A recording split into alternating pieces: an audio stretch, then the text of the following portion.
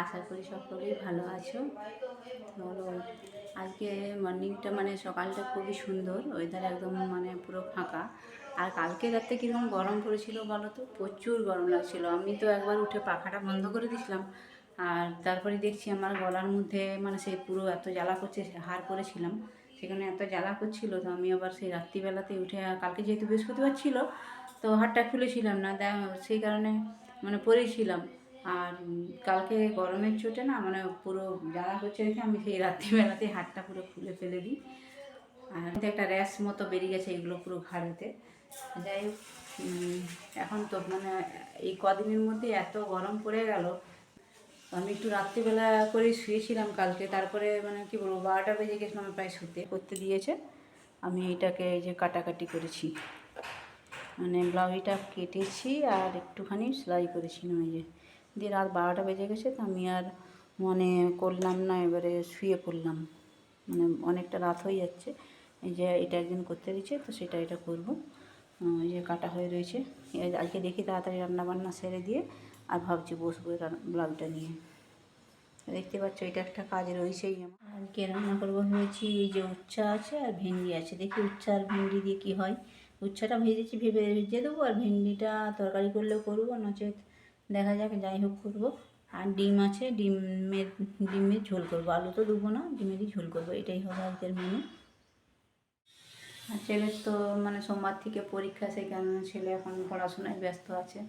দেখো আমি একটুখানি এই যে পড়াশুনো ধরলাম, তারপর তো আমার বেলা হচ্ছে, রান্নাবান্না আছে, স্নান আছে, সবই আছে। তো সেই কারণে আমি উঠে চলে এলাম, একটু পড় ভালো করে, আমি উঠে চলে এলাম, পড়ছে এখন। মানে সোমবার থেকে পরীক্ষা, মানে বুঝতেই পারছো একটু চাপের মধ্যেই আছি এখন। মানে সব সময় সব ভিডিওটা করাও যাচ্ছে না, আর মানে ওকে একটু টাইম দিতে হচ্ছে, এটাই একটা ব্যাপার। তো চলো কাজ শুরু করি। আজকে সকালে যে বিস্কুটগুলো চা খাওয়ার সময় খুলেছিলাম, তো সেটা আমি জারে ঢেলে দিলাম। কারণ কী বলো তো, একটা মানে আমাদের বাড়িতে একটা ছোট্ট ইঁদুর হয়েছে, ছোটো ইঁদুর। কোথা থেকে এসে ঢুকেছে দেখতে মানে বুঝতে পারিনি, কিন্তু সে মোটামুটি এঘর ওঘর ঘুরে বেড়াচ্ছে।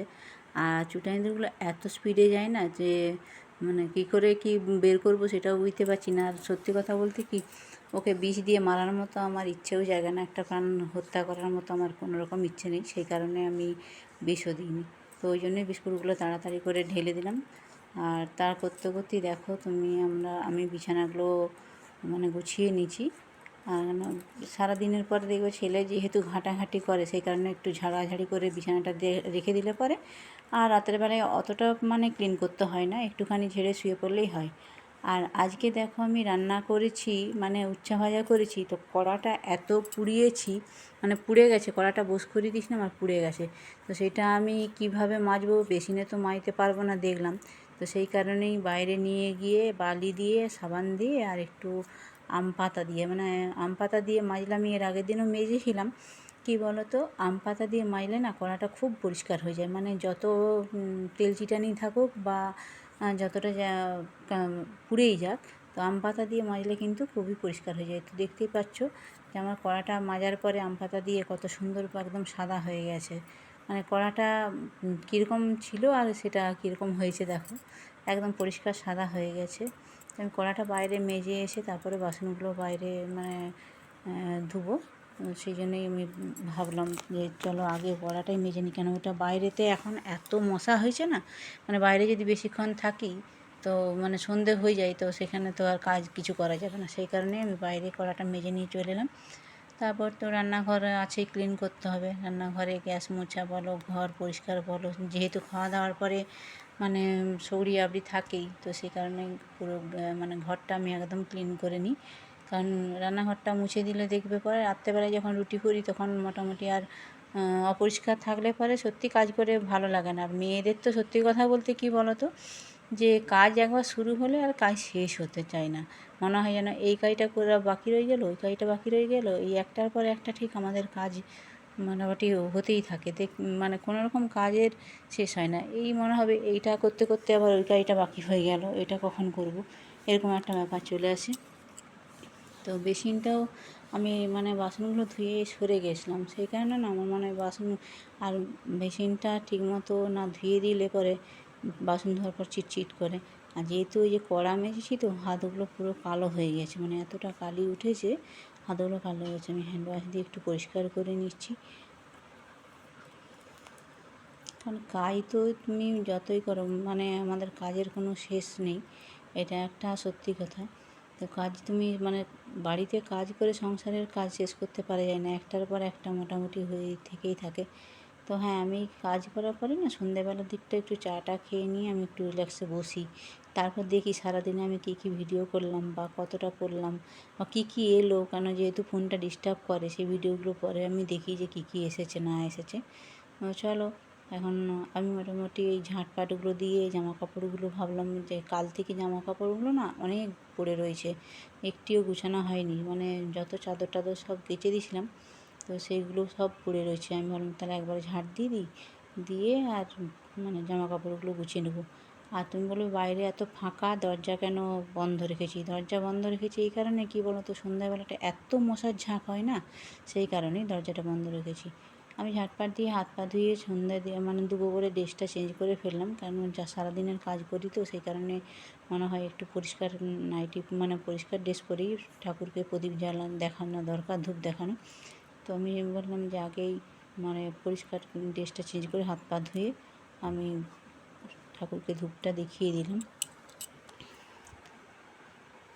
তারপরে ভাবলাম যে বসে বসে তাহলে জামা কাপড়গুলো যে ভাঁজ করব, আর ভাঁজ করার পরে তো আছেই, তারপর চায়ের তো ডিউটি, মানে বলছি তো যে আমাদের কি মানে একটার পর একটা সারাদিনে তো কাজ করতে করতে সারাদিনটা পেরিয়ে যায়। আর এইটাই আমাদের মানে সবারই অফিস আছে, চাকরি আছে, সত্যি কথাই, কিন্তু আমাদের চাকরি হচ্ছে এটা এমনই চাকরি যে যেই চাকরিতে মোটামুটি ছুটি নেই, আর তুমি ছুটি নিলে পরেও সেই ছুটির যে তোমার কাজগুলো সেগুলো তোমাকেই আবার পরের দিন করতে হবে, সেখানে কিন্তু তোমার হয়ে কেউ করে দিবে না, এইটাই হয়েছে ব্যাপার। তো সেইখানে যত যাই হোক, অসুস্থ হলেও মনে হয় যেন নিজের কাজগুলো নিজে করে রাখতে পারলেই ভালো। কেন একলার সংসার, আর সবচেয়ে বড়ো কথা আমার তো ছেলের, তার মানে বুঝতেই পারছো, ছেলেদের সংসার মানে তিনখানা ছেলের সংসার, তাহলে সেই সংসারে একলা আমি, আর কাজ করাটা যে কতটা সমস্যা, মানে একটু সব সময় তো এধার থেকে ওধার জিনিস, আমার ছোটো ছেলে তো ভীষণভাবেই দেখতে পাচ্ছ, একটা জামা পারতে গেলে 3টে জামা ফেলে, আর সবকে ঘেঁটে চুটকে একসা করে দেয়। তো ওকে যতই বলি ও মোটামুটি সেগুলো কাজ কিছুতেই ও ঠিকমতো করে না। এই স্কুল থেকে এসে ড্রেস ফেলে দিবে, এরকম একটা ব্যাপার, জুতো খুলে রাখে না, জুতোকে এরকম খামড়ি দেয়। মানে যতই বললে পরে, আর ছোটো ছেলে কী আর বলবো, মানে এখনকার যুগে সত্যি কথা ছেলেরা মানে বেশি কিছু বলতেও পারি না, আর বললে পরে বলবো মা বলছে, এরকম একটা ব্যাপার চলে। যাই হোক, তবু ভয় করে, বললে পরে শুনে নেয়, কিন্তু সেই মুহূর্তে শুনে আবার পর মুহূর্তে ভুলে যায়, এরকম একটা ব্যাপার আর কি। তো চলো আমার জামা কাপড়গুলো গুছিয়ে আমি চাগুলো করে ফেলেছি, কারণ সন্ধে হয়েছে, সন্ধেও দেওয়া হয়ে গেছে, চাটা এবারে বলছে চা খেতে হবে। তো দেখো এই বিস্কুটগুলো মানে আজকে আমাদের নতুন নিয়ে এসছে, না এর আগের দিনও একটা নিয়ে এসেছিলো, তো আমি সেটাই দিলাম চায়ের সাথে, যে এটাই চায়ের সাথে আজকে খাওয়া হোক, এটা নারকেল বিস্কুট। তো চা খাওয়ার পর্ব চুকিয়ে রাতের জন্য খাবারের জন্য মানে রেডি করতে চলে এলাম আমি। চলো আজকে তো ভাবলাম একটু লুচি আর ছোলার ডাল করে দেবো, কারণ এরপর যা গরম পড়বে লুচি তো আর খাওয়া যাবে না, সেই কারণে ছেলেও বললো, তো আমিও লুচি আর ছোলার ডাল মানে রাত্রিবেলার মেনু হিসেবে করতে শুরু করে দিলাম। আরও যারা যারা বন্ধু বা দিদিরা আমার এই ভিডিও দেখছো, তাদের কাছে আমার অনুরোধ, প্রত্যেকে একটু করে লাইক দিও, আর ভিডিওটা কেমন লাগলো কমেন্টের মাধ্যমে অবশ্যই জানিও। আর নতুন দিদি বা ভাই বোন সবাইকে আমি বলছি, যারা ভিডিওটা দেখছো তারা সাবস্ক্রাইব করে পাশে থেকো, এটাই আমার তোমাদেরকে বলা। ভিডিও কেমন লাগলো অবশ্যই প্রত্যেকে জানিও। তো আজকে আমার লুচি ছোলার ডাল, চলো লুচি তো তৈরি হয়ে গেছে, আর হ্যাঁ এই যে ছোলার ডালও বানিয়ে ফেলেছি। ভিডিও আমি আজকের মতো এখানেই শেষ করছি, ব্লগটি শেষ করছি। তোমরা সকলে ভালো থেকো, সুস্থ থেকো, কাল আবার দেখা হবে নতুন ভিডিওর সাথে তোমাদের সাথে।